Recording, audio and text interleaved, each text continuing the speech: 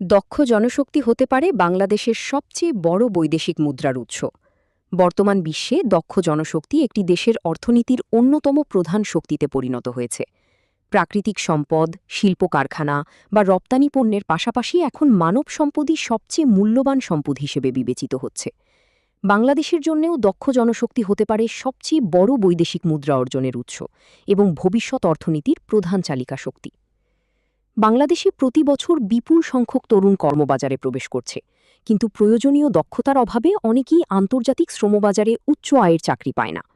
অন্যদিকে Europe, Japan, দক্ষিণ Korea, Canada, Australia ও মধ্যপ্রাচ্যের দেশগুলোতেই স্কিল্ড ওয়ার্কফোর্সের ব্যাপক চাহিদা তৈরি হয়েছে। বিশেষ করে নির্মাণকর্মী, electrician, plumber, welder, nurse, caregiver, কৃষি প্রযুক্তিবিদ, ড্রাইভার, মেশিন অপারেটর ও আইটি বিশেষজ্ঞদের জন্য বড় সুযোগ সৃষ্টি হয়েছে। এআই ও আধুনিক প্রযুক্তির যুগেও এসব বাস্তবভিত্তিক দক্ষ পেশার চাহিদা দ্রুত বৃদ্ধি পাচ্ছে।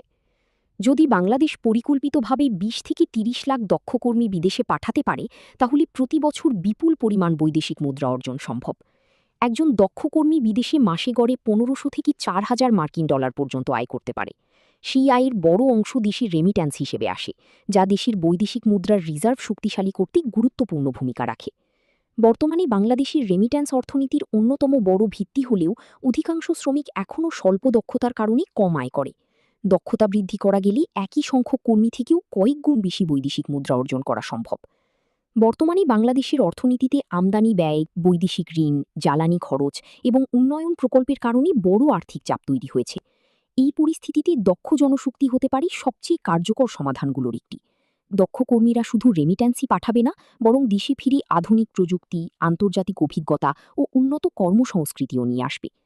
দক্ষ জনশক্তি তৈরির জন্য প্রয়োজন আধুনিক কারিগরি শিক্ষা, আন্তর্জাতিক মানের প্রশিক্ষণ কেন্দ্র এবং ভাষা শিক্ষার ব্যবস্থা। সরকার ও বেসরকারি খাত একসাথে কাজ করলে বাংলাদেশ বিশ্বের অন্যতম বৃহৎ স্কিল্ড ওয়ার্কফোর্স এক্সপোর্টিং কান্ট্রি হিসেবে গড়ে উঠতে পারে। বাংলাদেশের সবচেয়ে বড় সম্পদ তার তরুণ জনগোষ্ঠী। সঠিক পরিকল্পনা, প্রশিক্ষণ এবং আন্তর্জাতিক কর্মসংস্থানের সুযোগ তৈরি করা গেলে এই জনশক্তি আগামী দিনে দেশের অর্থনীতির চালিকা শক্তিতে পরিণত হবে। দক্ষ জনশক্তির মাধ্যমেই বাংলাদেশ অর্জন করতে পারে শক্তিশালী অর্থনীতি, উচ্চ বৈদেশিক মুদ্রার রিজার্ভ এবং একটি সমৃদ্ধ ভবিষ্যৎ।